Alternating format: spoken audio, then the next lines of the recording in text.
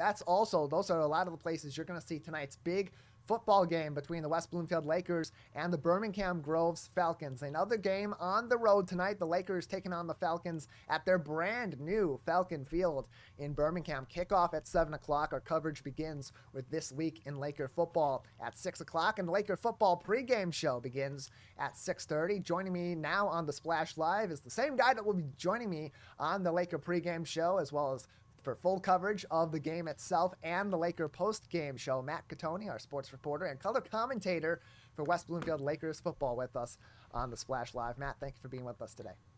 Hi, Tyler. Thank you for having me. Great to be here.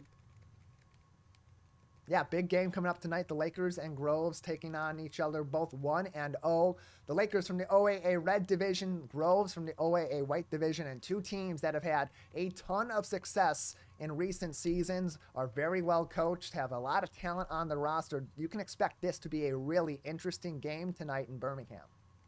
Yep. Groves came out firing last week. They were dominant in their week one win, winning 36-3.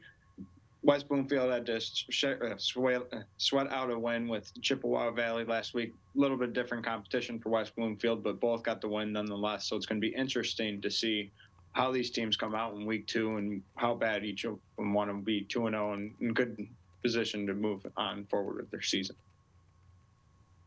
Yeah, a lot of these teams taking on the cliche of iron sharpens iron. That's something that defensive coordinator for the Lakers, Kevin Jakeway, told me this week on This Week in Laker Football, as I talked to him about the challenge of going up against some of these really talented teams early on in the season, having those early tests of the willpower of your team, the skill of your team, the competitiveness of your team. That's very much the same situation for Birmingham Groves, who this week is taking on the Lakers. In the coming weeks, they'll also take on Southfield A&T. Really a battle for the top of the OAA White Division. And as I said earlier, Matt, they are a team that's loaded with talent as well, particularly in the trenches, with one of the top players in the entire state. Yeah, we also saw that at the OAA Media Day that they were one of the more experienced teams, returning a lot of their starters on both offense and defense. So again, it's just going to be interesting. The Lakers have a young offensive line, but their defense is one of the more experienced. So it's going to be interesting to see how they match up with another experienced offense with Birmingham.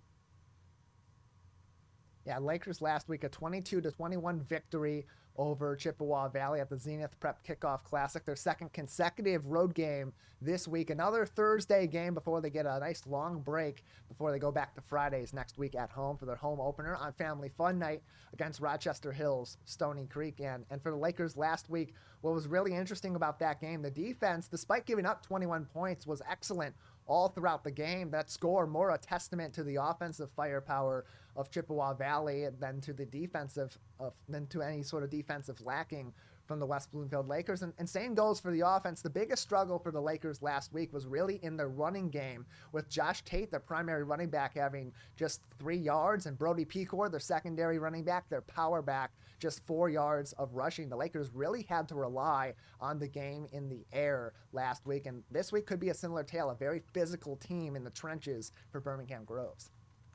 Yeah, last week against Chippewa, we saw both of the offensives kind of being, really polar opposite of each other. Chippewa really running more and really only getting a few runs, just really committing to the run, and eventually just a few of them breaking through. Whereas the Lakers kept on going deep with, Nelson and Durham most of the time. So it's going to be interesting to see if the Lakers can kind of get the run game going tonight and not necessarily have to put all the shoulders on the passing game, and even the quarterback being forced to run it as he did often in the second half against Chippewa.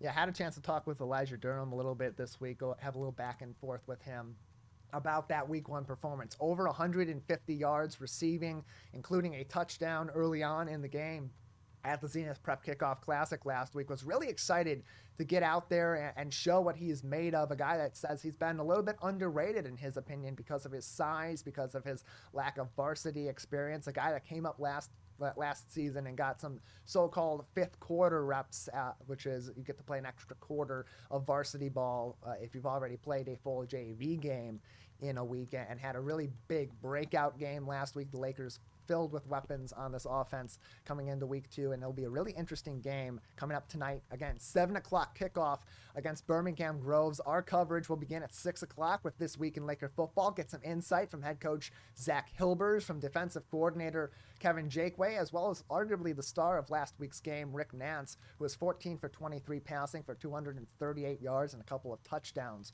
for the Lakers. Also hear from the senior quarterback on this week's edition of This Week in Laker Football. Then the Laker pregame show coming up at 6:30. All of this on civiccentertv.com/Lakersports beginning at 6 o'clock This Week in Laker Football, and our live coverage begins at 6:30. Matt, also a lot of action from Lakers on the college football level. We know that Donovan Edwards is expected to have a big season for the University of Michigan, but another guy that's maybe not getting as much notoriety as he should be is Makari Paige, looking like he's getting there's some promise to his game in his senior season at the University of Michigan, but perhaps some question marks for week 1. Yeah, Ann Arbor's going to be a lot. You're going to hear a lot about West Bloomfield players this fall. Makari Paige was recently named to the Senior Bowl watch list and is looking to have really a key role on the Wolverines defense this fall. But unfortunately, as you mentioned towards the end there, he may be missing Saturday with an undisclosed injury. Right now, he's kind of fighting through it, so it's going to be interesting to see whether or not he suits up on Sunday against Eastern Carolina. But as for Donovan Edwards, it's really exciting to see what he's going to do this fall. He noticed that he's about 350 yards roughly from breaking the running back receiving record for the Wolverines. So he said that's something that he knows, that he wants everyone to know that he knows. So he's going to really be gunning for that record this year. So it's going to be really fun to watch. Yeah, Donovan Edwards, just a junior this season in Ann Arbor at the University of Michigan, expected to be part of that two-headed monster in the backfield alongside Blake Corum, who was a Heisman candidate last season, and Donovan Edwards, someone that's on that watch list early in the season for a lot of pundits and a lot of players also at the college level. Has 2 years of eligibility left, but we'd expect this to be most likely his final season in Ann Arbor before he starts playing on Sundays. Another college football player that's going to be having a prolific season in the receiving game is just a little bit to the west of Ann Arbor in East Lansing. Tre Mosley for the Michigan State Spartans, going to be their primary wide receiver target this season, either for Noah Kim or Caton Hauser, or possibly Levitt also could get that starting job. We aren't going to know until really kickoff on Friday against Central Michigan who's going to be the quarterback throwing to Tre Mosley, but getting a lot of praise not only from the coaching staff but also from players as he was named a captain for the season. Yeah, Mosley spoke to the media just this week as they gear up for their game on Friday, and he said he's really looking forward to stepping into the number 1 wide receiver role this year as a competitor mainly. But he said that given his past relationship with guys like Cody White, Darryl Stewart, Josh Naylor, and Jaden Reed, he's eager now to just really step into that number 1 wide receiver role and really establish himself as a playmaker and really one of the best conferences in the entire country. Yeah, one of those guys that reminds me a lot from his approach to the game, his approach to his talent, of someone like Tim Duncan, a longtime San Antonio Spur in the NBA, someone that plays a really good game, a really solid game, puts up good numbers, but isn't someone that's necessarily going to talk a lot about it or even get the praises he deserves for that game. Tre Mosley expected to have a big season in East Lansing for Mel Tucker and his Spartans. A little bit west of that, Cornell Wheeler, a former University of Michigan Wolverine, and of course a longtime star linebacker for the West Bloomfield Lakers, also getting the praises of his coaching staff at Kansas. Yeah, Cornell Wheeler seems to be doing tremendously at Kansas, especially this past offseason. The team is very happy with his development and how he's grown over this past 6 months as a player.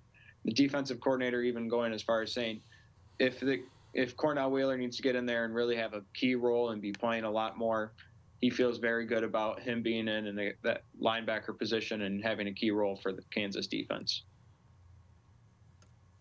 Yeah, Kansas having an impressive season a year ago, a team that's been a little bit on the up and up over the last several years, but still a bit of a back and forth team, particularly on that defensive side, being the strong suit for the Jayhawks, and Cornell Wheeler expected to be a big part of that. And then you look at East Lansing, Dylan Tatum also expected to have a bigger role for the Spartans on the defensive side, and Scotty Hazelton's secondary, and Guys like Amir Herring and Samaj Morgan may also be having an impact, especially Samaj in Ann Arbor in their freshman season at the University of Michigan. This week for Jesse Minter, but in the coming weeks for Jim Harbaugh after he comes back off of their self-imposed suspension for 3 games to start the season. Matt, we'll see you later on tonight for West Bloomfield Laker football game. Thank you for joining us today. Yep. Thank you for having me.